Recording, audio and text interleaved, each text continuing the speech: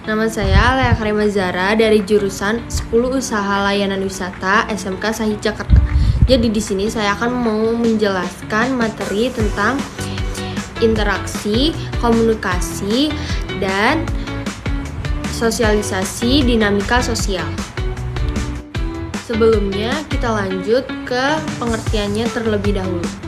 Interaksi sosial adalah hubungan timbal balik antara individu dengan individu, individu dengan kelompok, atau kelompok dengan kelompok. Selanjutnya adalah komunikasi sosial. Komunikasi sosial adalah proses penyampaian pesan atau informasi dari satu pihak ke pihak yang lainnya untuk saling mempengaruhi. Fungsi komunikasi adalah menyampaikan informasi, membentuk sikap pendapat, dan saling menjalin hubungan sosial. Selanjutnya adalah unsur komunikasi. Unsur komunikasi, komunikator, pesan, media, komunikan, dan efek. Selanjutnya, jenis komunikasi. Jenis komunikasi adalah verbal dan non-verbal, langsung dan tidak langsung, dan satu arah dan dua arah. Selanjutnya adalah pengertian sosialisasi. Sosialisasi adalah proses belajar individu untuk mengenal nilai, norma, dan peran sosial dalam masyarakat.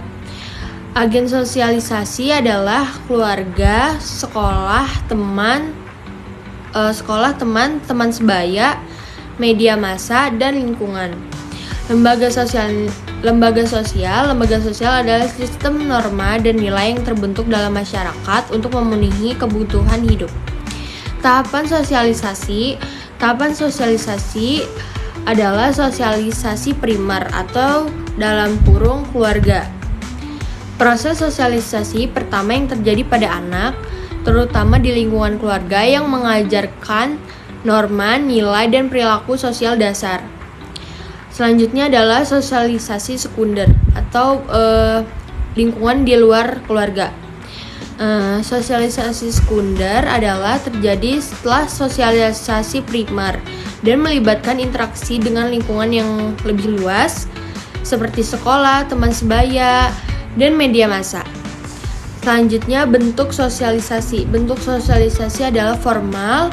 Kalau formal itu lembaga pendidikan, kalau informal itu keluarga dan teman, kalau non formal itu media massa, media sosial, atau komunitas.